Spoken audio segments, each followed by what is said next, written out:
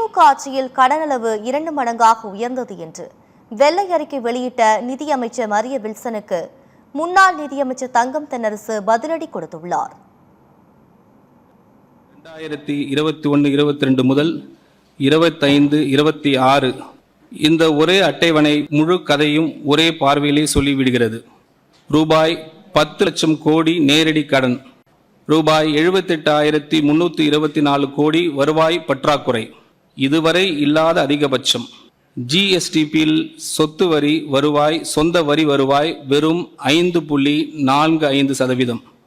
ஒவ்வொரு வருவாய் ரூபாயிலும் ரூபாய் 22.8 பைசா வட்டி செல்வதற்கே செல்கிறது.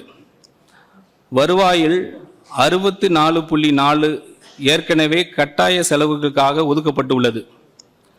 எந்த புதிய முடிவையும் எடுப்பதற்கு முன்பே அது செலவாகிவிடுகிறது.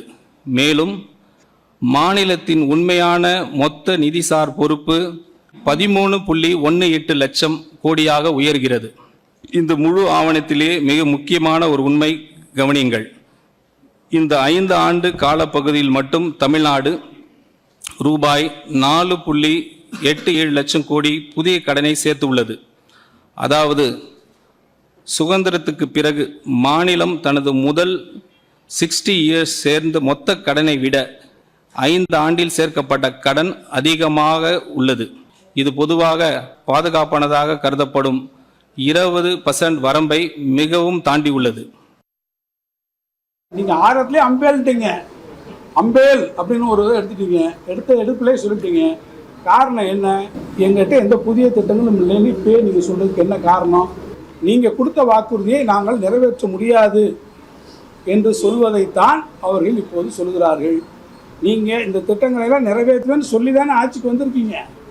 இங்கே இருக்கக்கூடிய இந்த ஃபிஸ்கல் ஃபிகர்ஸு, உங்களுடைய fiscal position of the state, இது புதுசாக அன்னைக்கு வந்திருக்கு.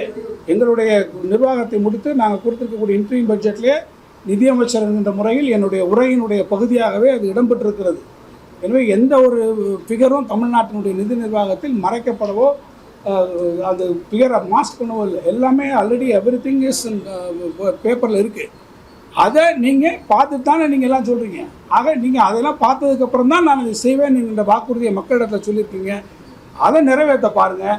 அதை நிறைவேற்ற முடியலை அப்படின்ற உங்களுடைய இயலாமையை மூடி மறைப்பதற்காக இந்த அரசு தன்னுடைய இயலாமையை மூடி மறைப்பதற்காக இந்த வெள்ளை அறிக்கைக்கு பின்னாலே ஒளிந்து கொள்ளக்கூடிய முயற்சி